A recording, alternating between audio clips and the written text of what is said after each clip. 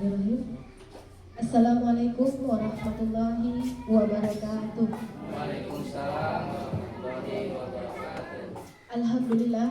Alhamdulillahirabbil alamin. Wassalatu wassalamu ala asrofil anbiya'i wal mursalin wa ala alihi wa sahbihi rasulillahi ajma'in. Amma ba'du. Puji syukur kita panjatkan kehadirat Allah Subhanahu wa taala yang telah memberikan kita kesehatan, memberikan kita nikmat, agar kita bisa datang ke sekolah yang kita cintai ini dalam keadaan sehat walafiat. Sholawat dan salam tidak lupa pula kita panjatkan, kita hadiahkan ke Nabi besar kita Nabi Muhammad SAW dengan lafaz Allahumma sholli ala Sayyidina Muhammad wa ala ali Sayyidina Muhammad. Yang saya hormati di 001 Kabun, bapak-bapak, ibu-ibu, majelis guru SD 001 Kabun, staf karyawan dan karyawati SD Negeri 001 Kabun. Baiklah, tidak memperpanjang kata mukadimah, saya akan membacakan rangkaian acara kita pada pagi hari ini. Rangkaian acara pengimbasan hasil pelatihan coding dan pembelajaran mendalam. Yang pertama, protokol. Yang kedua, menyanyikan lagu Indonesia Raya. Yang ketiga, doa oleh Bapak Muhammad Ibrahim SPDI. 4. Kata sambutan oleh Ibu Kepala Sekolah Ibu Asmaini SPDSD. 5. Materi singkat mengenai coding dan kecerdasan artifisial oleh Bapak Edi Suryastono SPD. 6. Pengimbasan pembelajaran mendalam oleh Bapak Hanafi SPD. 7. Penguatan pembelajaran mendalam oleh Kepala Sekolah Ibu Asmaini SPD SD. Baiklah, untuk mempersingkat waktu, kita lanjut ke rangkaian acara yang kedua, yaitu menyanyikan lagu Indonesia Raya. Pada Bapak Ibu diminta untuk berdiri.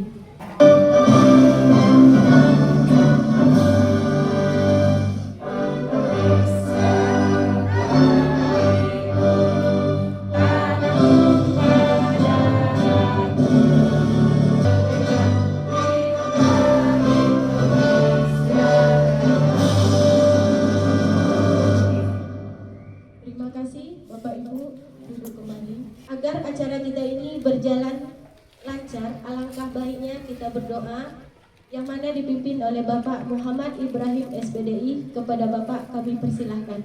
Assalamualaikum warahmatullahi wabarakatuh. Waalaikumsalam warahmatullahi wabarakatuh. Ya Allah, pada pagi yang berbahagia ini ya Allah, kami berkumpul di hadapan-Mu dalam kegiatan pelatihan pembahasan coding dan pembelajaran mendalam. Mudah-mudahan pada pagi hari ini kegiatan yang kami laksanakan Engkau ridhoi, Engkau berkahi, mudah-mudahan Engkau lancarkan dari awal hingga akhirnya ya Allah. Alhamdulillahirabbil alamin. Assalamualaikum warahmatullahi wabarakatuh. Waalaikumsalam warahmatullahi wabarakatuh. Terima kasih kepada Bapak Muhammad Ibrahim SPDI. Semoga acara kita ini mendapatkan ridho dari Allah dan lancar sampai akhir. Amin amin ya rabbal alamin. Kita lanjut ke rangkaian acara yang keempat. Kata sambutan oleh Ibu Kepala Sekolah Ibu Asmaini SPDSD. Kepada Ibu kami persilahkan. Bismillahirrahmanirrahim. Assalamualaikum warahmatullahi wabarakatuh. Waalaikumsalam warahmatullahi wabarakatuh. Untuk dapat diketahui bersama bahwa pengimbasan ini merupakan kegiatan yang wajib dilakukan atau dilaksanakan, karena nanti akan ada semacam di-upload lagi untuk menentukan apakah kegiatan ini benar adanya diimpaskan ke bawah, karena rangkaian kegiatan ini berdasarkan dari Permen Peraturan Menteri Nomor 13 Tahun 2005 yang mewajibkan dengan menambah beberapa materi pelajaran. Yang pertama coding ya, kemudian menambah pembelajaran mendalam dalam artian bahwa itu hanya ditambah bukan diganti. Artian selama ini pembelajaran mendalam itu seperti kita dituntut untuk tidak pada tempat yang sama. Kalau kemarin kita berdiri pada tempat A, hari ini kita dituntut untuk maju sedikit. Materi PM itu sebenarnya hanya menambah pendalaman, gunanya untuk mengukur seberapa siswa itu memahami pembelajaran tersebut, lalu mereka ujung-ujungnya nanti mereka bisa melaksanakan di kehidupan nyata, di kehidupan sehari-hari. Jadi itu saja yang dapat saya sampaikan. Untuk kedepannya sekali lagi, apapun itu yang menjadi titipan dari pemerintah kepada kita, mau tidak mau kita selaku ujung tombak dari ranah pendidikan, ayo sama-sama, karena walaupun dua yang diutus, tetapi tanggung jawabnya menjadi tanggung jawab kita bersama dalam melaksanakannya. Jadi kedepannya ayo sama-sama saling mendukung, saling berkolaborasi untuk kegiatan ini, karena tindak lanjut dari kegiatan ini akan berketerusan. Jadi itu saja, billahi taufiq wal hidayah. Wassalamualaikum warahmatullahi wabarakatuh. Pengimbasan pembelajaran mendalam yang disampaikan oleh Bapak Hanafi SPD. Kepada Bapak kami persilahkan. Bismillahirrahmanirrahim. Assalamualaikum warahmatullahi wabarakatuh. Waalaikumsalam warahmatullahi wabarakatuh. Nah, jadi di situ kami diberikan modul untuk menyelesaikan tugas-tugas yang ada di ruang GTK atau diklat yang ada di ruang GTK. Mungkin Bapak Ibu kalau dibuka di ruang GTK-nya sekarang mungkin belum terbuka halaman LMS-nya, karena di situ yang sudah terdaftar baru bisa dibuka. Mungkin kalau nggak salah kami dapat informasi ada saatnya nanti di ruang GTK Bapak Ibu juga bisa dibuka dan bisa dilaksanakan. Maka di situ nanti kita bisa bekerja sama untuk menyelesaikannya. Baik Bapak Ibu, saya akan mulai menyampaikan sedikit materi. Saya tidak akan pakai speaking seperti Pak Edi dan numpang aja di situ untuk mengingat waktu ya Edi, untuk mengingat waktu. Oke, yang pertama kami kemarin kasihkan modul. Kalau kita tengok di sini urutannya nanti agak beda sedikit Bu. Kalau pengertiannya di nomor 2. Kalau di penampilannya ini yang nomor 1-nya latar belakangnya dulu. Nah, jadi kita mulai aja dulu dari pengertiannya tentang yang kami terima tentang pembelajaran mendalam. Pembelajaran mendalam ini bukan kurikulum seperti apa yang disampaikan Pak Edi tadi, bukan kurikulum baru, tapi merupakan pendalaman atau metode pembelajaran yang bisa dipakai di kurikulum K13 dan juga di kurikulum Merdeka. Jadi yang pertama pengertiannya pembelajaran mendalam itu atau definisinya, pembelajaran merupakan pendekatan yang memuliakan dan menekankan pada penciptaan suasana belajar dan proses pembelajaran berkesadaran, bermakna dan menggembirakan melalui olah pikir, olah hati, olah rasa dan olahraga secara holistik atau menyeluruh dan terpadu. Jadi pembelajaran mendalam itu merupakan sebuah pendekatan kita kepada peserta didik atau kepada murid dengan cara memuliakan. Memuliakan di sini bukan hanya memuliakan guru, tetapi juga memuliakan peserta didik ataupun orang yang terlibat di dalam pembelajaran kita itu nanti. Jadi itu yang dikatakan pembelajaran mendalam. Itu dengan proses yang pertama berkesadaran.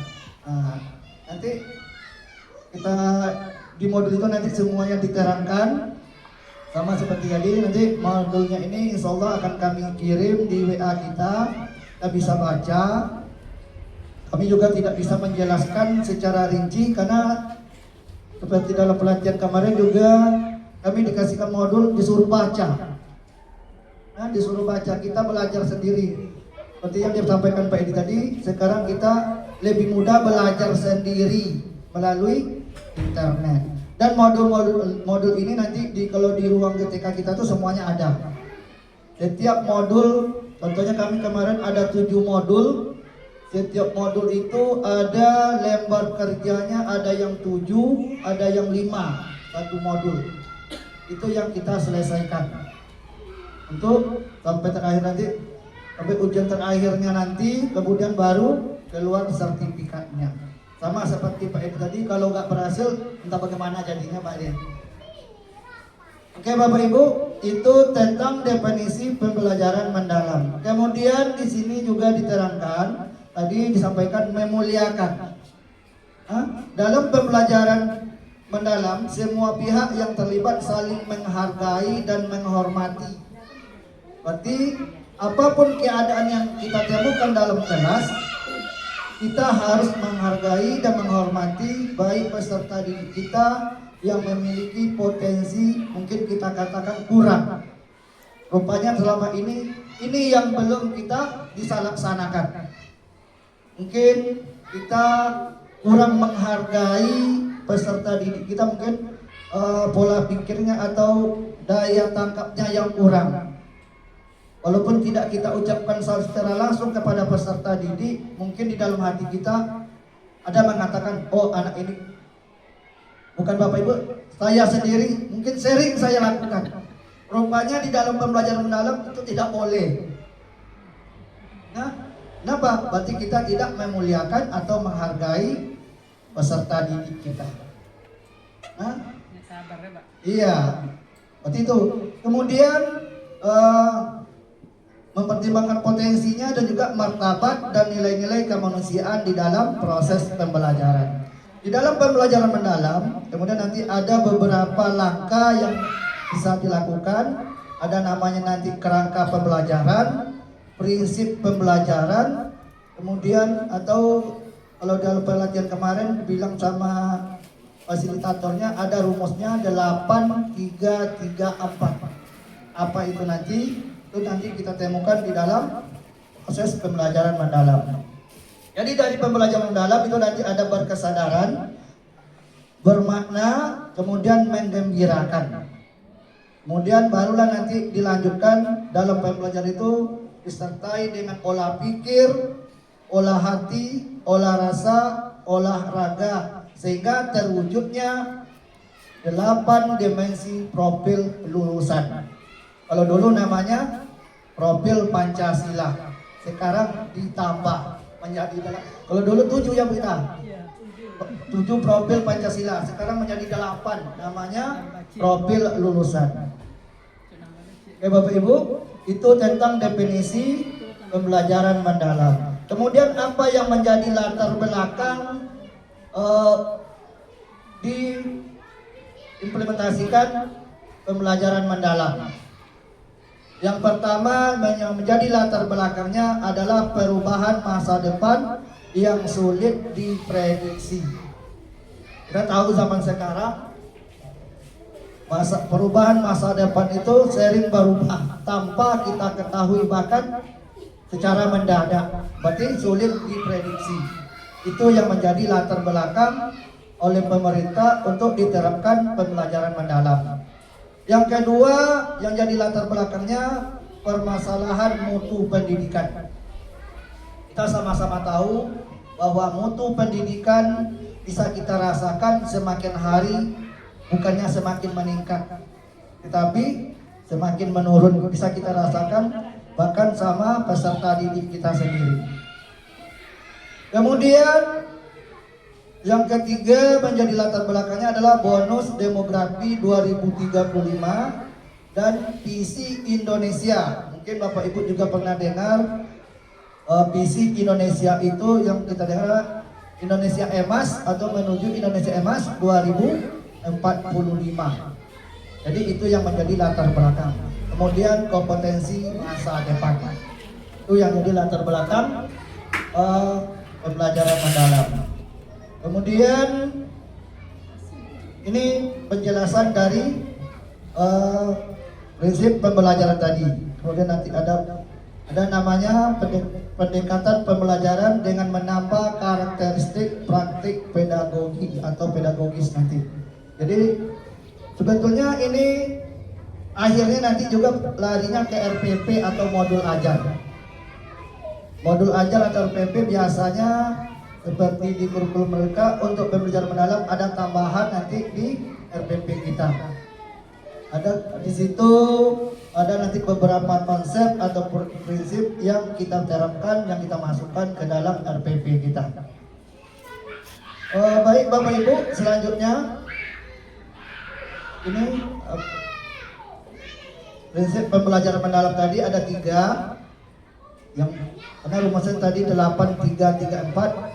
Kita bahas apa dulu, kita perhatikan dulu yang 3-nya dulu: berkesadaran, bermakna, dan menggembirakan. Berkesadaran adalah pengalaman belajar peserta didik yang diperoleh ketika mereka memiliki kesadaran untuk menjadi pembelajaran yang aktif.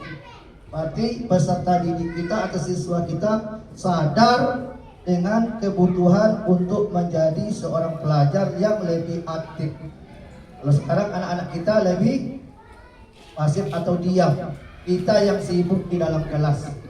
Kita sudah teriak-teriak, anak kita tidak peduli dengan kita. Jadi bagaimana nanti kita menimbulkan kesadaran peserta didik kita dalam mengikuti pelajaran. Kemudian dalam pembelajaran itu yang kedua diharapkan lebih bermakna.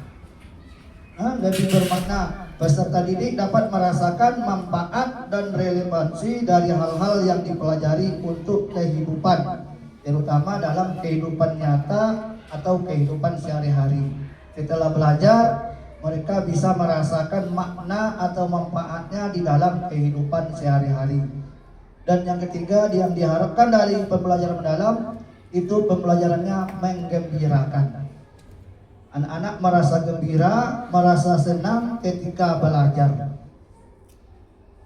Itu pembelajaran yang menggembirakan merupakan suasana belajar yang positif, menyenangkan, menantang, dan memotivasi. Anak itu merasa tertantang sehingga timbullah motivasi mereka untuk belajar lebih aktif. Jadi nanti ini juga diterapkan di dalam RPP kita. Dan yang 4-nya yaitu olah pikir, olah hati, olah rasa, dan olahraga. Di dalam pembelajaran mendalam itu yang pertama yang diharapkan siswa kita bisa mampu berpikir.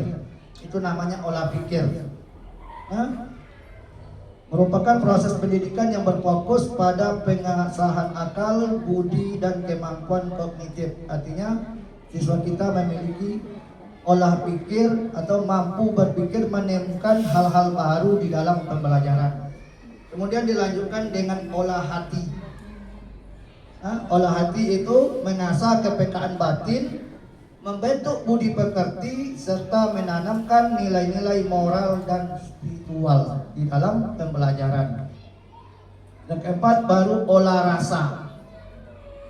Olah rasa yaitu bertujuan untuk mengembangkan kepekaan, estetika, rasa empati, dan kemampuan menghargai keindahan serta hubungan antar manusia.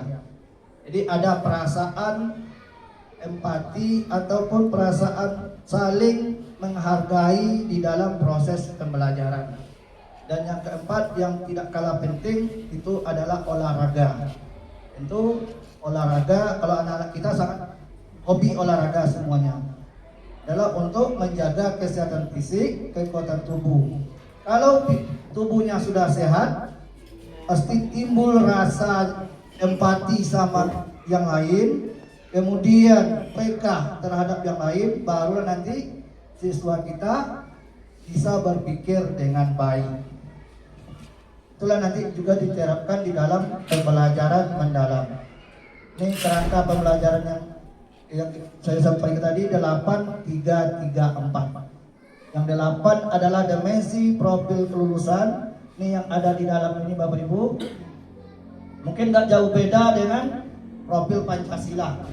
Yang pertama, keimanan dan ketakwaan terhadap Tuhan Yang Maha Esa, kewarganegaraan, kreativitas, kemandirian, komunikasi, kesehatan, kolaborasi, dan penalaran kritis. Jadi nanti dalam RPP dimensi kelulusan bisa diterapkan, bukan semuanya, tapi harus ada. Bisa 3, 2, ataupun berapa yang sesuai dengan materi pembelajaran kita.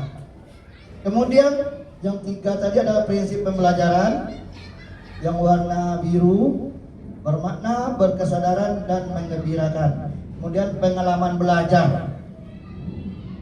Adalah prinsipnya di situ ada pengalaman belajar yang dirasakan oleh siswa kita. Yang pertama, memahami. Siswa kita mampu memahami materi yang kita pelajari.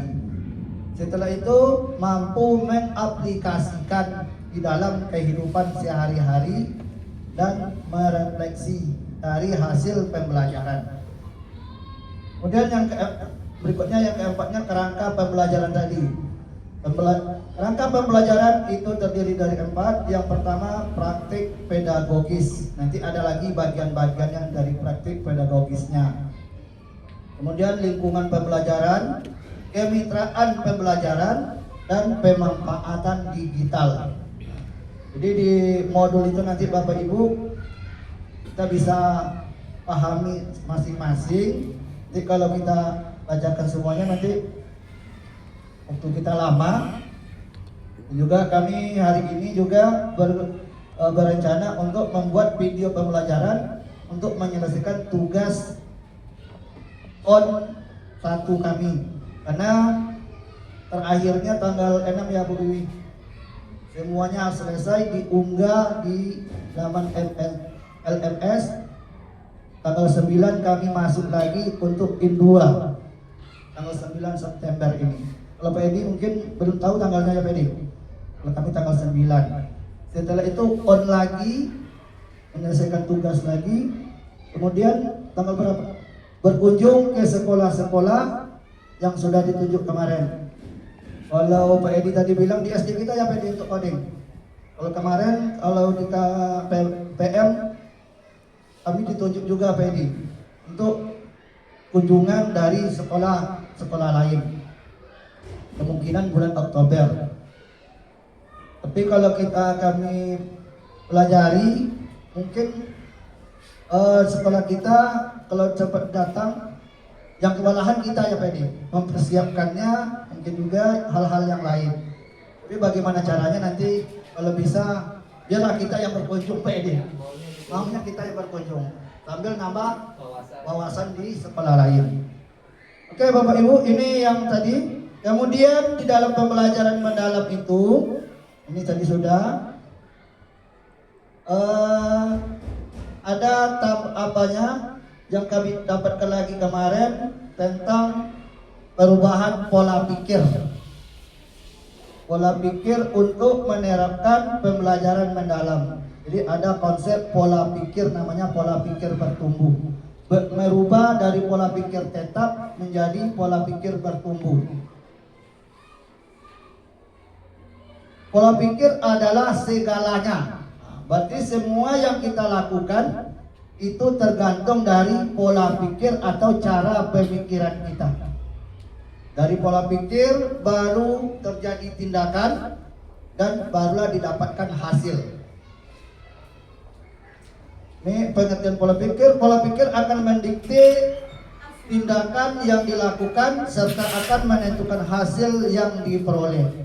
Maka di dalam pembelajaran mendalam kita diterapkan untuk merubah pola pikir tetap kita menjadi pola pikir bertumbuh. Nah, di sini disampaikan Bapak Ibu, ini jenis-jenis pola pikir. Kemudian ini perbedaan pola pikir tetap dengan pola pikir bertumbuh. Artinya pola pikir tetap itu kita buntu, kita mentok di situ, tidak mau untuk berubah. Biasanya selama ini kalau ada tugas apapun yang terjadi, kita menghindar. Kita belum kita coba, kita sudah ngaku dulu. Itu namanya pola pikir tetap. Jadi di dalam pembelajaran mendalam diharapkan kita merubah pola pikir kita menjadi pola pikir bertumbuh. Dari yang menghindar, kita harus bisa menerima apapun keadaan. Artinya kadang-kadang kita mengaku gak bisa sebelum kita coba. Setelah kita coba, pasti ada perubahan. Kemudian dari awalnya menyerah, oh saya gak bisa, sudah cukup sampai di sini. Kemudian kita bertahan dan melanjutkannya. Kemudian perbandingannya lagi seperti mubazir. Selama ini kita sering melakukan hal-hal yang mubazir. Untuk pola pikir bertumbuh, dari mana hal yang bisa mubazir itu kita jadikan peluang untuk kedepannya. Kemudian serangan, ketika ada serangan ataupun ada hal-hal yang sekiranya kita tidak sanggup, serangan itu kita jadikan modal untuk mendapatkan informasi. Dan yang terakhir, ancaman. Dari pola pikir tetap kita merasa terancam. Dengan pola pikir bertumbuh, ancaman itu kita jadikan sebagai inspirasi kita untuk lebih maju ke depannya. Kemudian ini juga tentang PPT atau pola pikir tetap. Belajar cara mengenali suara pola pikir tetap. Suara pola pikir tetap itu adalah suara yang menimbulkan kekhawatiran, bisikan di dalam pikiran kita. Sebelum kita laksanakan, kita sudah khawatir lebih dulu. Sudah khawatir lebih dulu dalam menghadapi tantangan itu. Kemudian dengan adanya pola pikir bertumbuh, sehingga pola pikir yang mengkhawatirkan itu dengan pola pikir bertumbuh menimbulkan optimisme dalam menghadapi tantangan dan kesulitan. Jadi itu Bapak Ibu tentang pola pikir bertumbuh yang kami dapatkan dalam pelajaran kemarin sesuai modul yang diberikan. Ini contohnya lagi perbandingan tentang suara pola pikir tetap dan pola pikir bertumbuh. Awalnya kita merasa gagal. Kalau saya gagal berarti saya tidak mampu. Itu berarti pola pikir kita masih pola pikir tetap. Ketika kita mengalami kegagalan, kita langsung menyerah. Berarti saya tidak mampu. Kemudian diharapkan dengan pola pikir bertumbuh kita, artinya bertumbuh kita berusaha merubah. Karena setiap ada masalah, sekecil apapun masalah atau sebesar apapun masalah, pasti ada jalan keluarnya, ada solusinya. Jadi kita mencari solusi, itulah yang namanya pola pikir bertumbuh.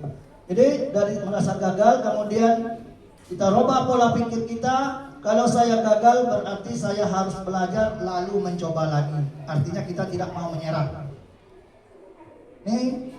Kemudian saya akan menolak saat menerima tugas yang belum pernah saya kerjakan. Sebab berisiko untuk gagal akan besar. Ini sering kita rasakan. Ketika kita mendapat tugas, mendapat perintah, tentunya dari kepala sekolah, sebelum kita coba kita sudah khawatir dulu. Bahkan kita menolak. Nanti saya nggak bisa. Rupanya pola pikir kita selama ini salah, tidak sesuai dengan yang diharapkan dalam metode pembelajaran mendalam. Tapi apa yang harus kita pikirkan dengan pola pikir bertumbuh? Saya akan menerima pekerjaan yang belum pernah saya kerjakan, sebab ini adalah peluang untuk belajar dan mengembangkan potensi diri atau menambah wawasan kita. Jika pekerjaan baru itu kita gagal, kita kembali ke yang pertama. Kembali ke pola pikir bertumbuh. Kalau saya gagal, saya harus belajar dan mencoba lagi. Artinya tidak ada kata menyerah. Kemudian Bapak Ibu yang kami dapatkan kemarin, ini sebetulnya bisa kita pelajari masing-masing nanti. Insya Allah ini modul ini kami kirimkan. Jadi bisa dipelajari, atau ketika nanti ruang GTK Bapak Ibu diklatnya sudah terbuka, di situ semuanya ada modulnya. Bisa kita download atau kita sekedar baca di situ bisa. Kemudian terakhirnya kemarin dalam pembelajaran ini tentang RPP kita. Menurut fasilitator kami itu, kalau RPP itu tidak ada yang pasti. Modul ajar itu tidak ada yang pasti. Artinya tidak ada yang nasional. Begitu juga dengan rapor. Tidak ada yang pasti. Kenapa? Ketika ada perubahan kurikulum, itu pihak-pihak swasta berlomba-lomba untuk menciptakan aplikasi-aplikasi yang disesuaikan dengan kurikulum tersebut. Jadi tidak ada yang pasti, makanya di kecamatan kita aja antar sekolah ada yang perbedaan. Baik aplikasi rapor ada yang berbeda, ataupun bentuk RPP ada berbeda. Tapi tujuannya sama. Nah, jadi di dalam pembelajaran nanti dalam RPP ini yang disampaikan yang 4 kerangka pembelajaran tadi di RPP diterapkan atau dimasukkan di dalam RPP.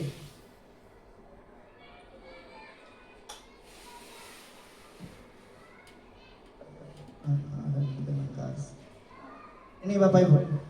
Awalnya di dalam perencanaan pembelajaran, setelah biasanya kita buat judul RPP atau modul ajar, pertama ada identifikasi. Identifikasi yang pertama mengidentifikasi kesiapan peserta didik.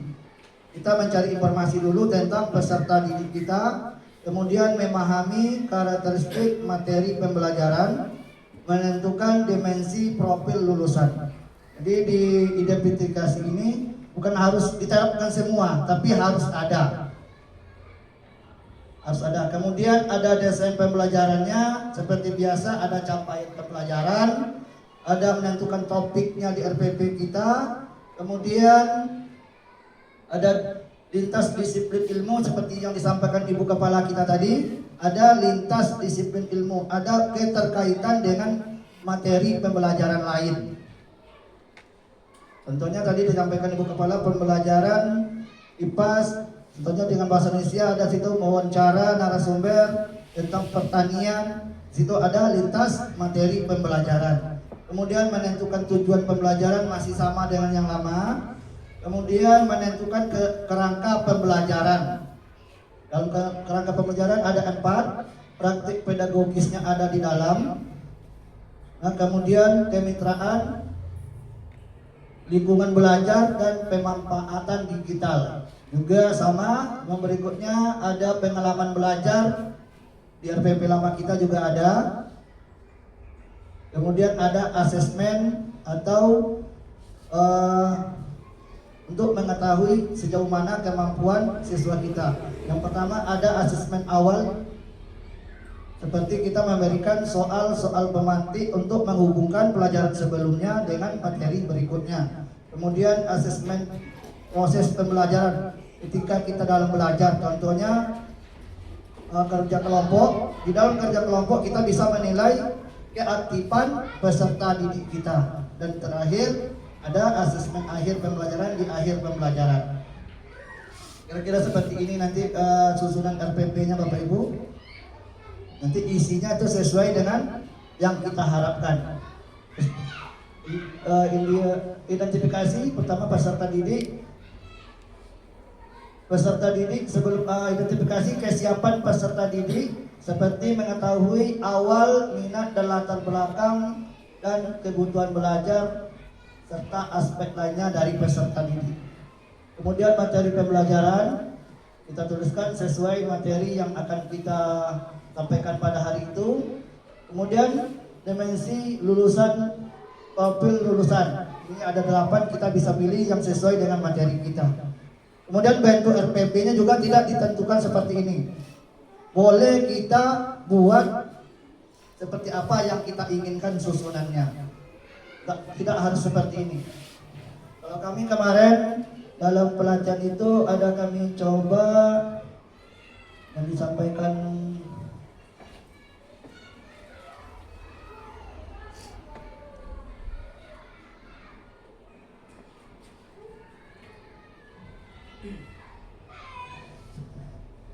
Pertama sama seperti RPP yang lama, ini yang tugas kami kemarin.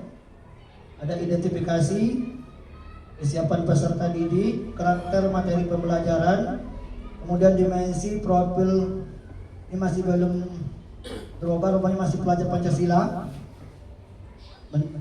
Dimensi profil lulusan, kemudian desain pembelajaran sama seperti yang awalnya, cuman urutannya mungkin kalau lebih banyak bentuknya, tapi lebih singkat daripada yang ini. Yang namanya kerangka pembelajaran, yang 4 kerangka pembelajaran. Model praktik pedagogis dimasukkan di situ, model pembelajaran. Model apa yang kita pakai waktu kita belajar.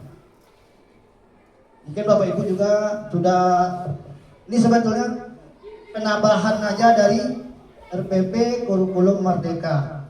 Kemarin waktu kita yang PPG ada namanya model pembelajaran berefisiensi. Nah, itu sama. Kalau sini ada. Kemudian kemarin dari PPG ada juga yang PBL ya Bu. PBL kan? UBD ada. Di sini ada lagi tambahannya. Kemudian pendekatannya sebutkan di situ adalah pendekatan mendalam.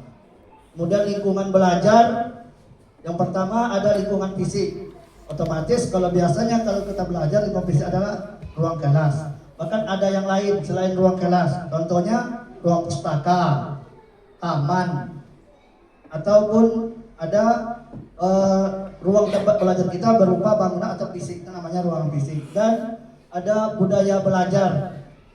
Budaya belajarnya berupa berkolaborasi dalam kelompok ataupun dengan hal-hal kawan-kawan yang lain, dengan guru yang lain. Contohnya kami di kelas 6B ingin berkolaborasi umpamanya dengan wali kelas 6A waktu mengajar. Jadi kita bisa berdua di dalam.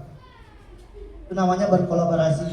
Kemudian kami telah belajar juga kolaborasi antar siswa, bisa antar guru dan kelompok yang lain termasuk orang tua ataupun masyarakat. Contohnya tadi pembelajaran lintas materi yang disampaikan oleh Ibu Kepala, kita bawa anak-anak langsung ke lahan pertanian. Berarti di situ terjadi juga kemitraan belajar dengan petani ataupun dengan masyarakat. Dan yang keempat, pemanfaatan digital. Biasanya sekarang kita menggunakan digital, contohnya kita menggunakan laptop, tidak harus pakai infocus atau proyektor. Asal kita menggunakan alat-alat digital, berarti pemanfaatan digital sudah kita laksanakan. Oke Bapak Ibu, mungkin ini yang bisa kami sampaikan, karena itu yang kami dapatkan. Seperti yang sampaikan Pak Edi tadi, kami tidak dijelaskan satu persatu, tapi disuruh membaca seperti orang kuliah, buka modul, baca, selesaikan tugas, upload. Setelah selesai lanjut selama 5 hari. Kemudian ditugaskan untuk pelajaran on 1 ya Pak. Jadi setelah ini kami akan kembali untuk menyampaikan hasil on beberapa hari ini kepada fasilitator. Kemudian RPP yang kami tampilkan tadi itu belum betul Bu. Itu baru perencanaan kami. Mungkin nanti pertemuan berikutnya itu direvisi, kemudian kami ulang lagi, dan pertemuan ketiga ditengokkan lagi, barulah nanti diselesaikan. Itu nanti tugas-tugas kami berikutnya. Setelah itu baru dilanjutkan dengan on 2. Jadi kami sama seperti PD sampai bulan Oktober ya PD. Sampai bulan Oktober. Mungkin Bapak Ibu itu yang bisa kami sampaikan. Mohon maaf atas segala kekurangan. Kenapa saya akan sampaikan lebih dan kurang? Karena rasanya nggak ada lebihnya Bapak Ibu, kurangnya yang banyak. Dan mohon maaf atas segala kekurangan. Kami akhiri. Assalamualaikum warahmatullahi wabarakatuh. Terima kasih kepada Bapak Hanafi SPD atas penyampaian yang telah kami dengarkan. Berarti di dalam pembelajaran mendalam ini yang perlu kita terapkan, yang perlu kita tanamkan, yang perlu kita ingat yaitu 8-3-3-4. 8 untuk dimensi profil kelulusan, 3 untuk prinsip pembelajaran, 3 pengalaman belajar, 4 kerangka pembelajaran. Itulah yang harus kita tanamkan dalam pembelajaran mendalam. Baiklah Bapak Ibu, sepertinya Bapak Ibu capek, duduk aja, mendengar aja. Bisa kita ice breaking sebentar? Ayo, kami minta Bapak Ibu untuk berdiri. Oke, untuk ice breakingnya kali ini singkat aja, agar lentur dikit otot-ototnya, ya Bu Ita? Oke, kalau saya bilang tepuk 1, berarti tepuknya 1 kali. Kalau saya bilang tepuk 2, tepuknya 2 kali. Kalau saya bilang 3, tidak ada tepuknya, berarti tidak tepuk. Paham? Oke. Tepuk 1, tepuk 2, 3. Oke, pasti konsentrasi, fokus. Baiklah Bapak Ibu, dari materi yang disampaikan oleh Bapak Hanafi tadi, belum lengkap rasanya kalau tidak ada penguatan dari kepala sekolah. Jadi sekarang kita dengarkan penguatan pembelajaran mendalam oleh Ibu Kepala Sekolah. Kepada Ibu Asmaini SPDSD kami persilahkan. Saja. Itulah tadi beberapa penyampaian dari kawan-kawan kita yang sudah mengikuti pelatihan beberapa hari pada minggu yang telah lewat. Jadi kesimpulan dari kegiatan ini tentu kita harus menerima kondisi ini, titipan dari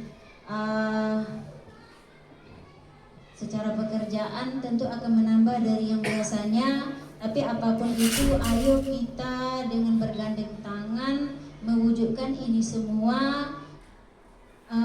Nanti di lapangan hal-hal yang sekiranya perlu kita sepakati dan kita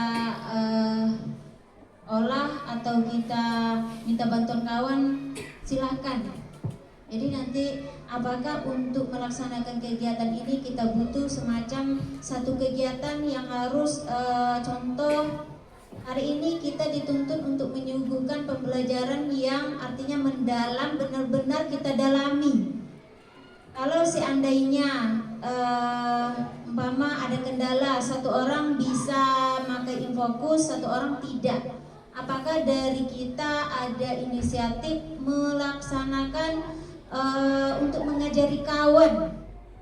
Contoh, saya tidak bisa ngambil pembelajaran dari ini. Jadi sekiranya ada kawan yang butuh bantuan itu, apakah harus kita laksanakan 1 hari dalam 1 bulan untuk kegiatan itu kita sepakati saja.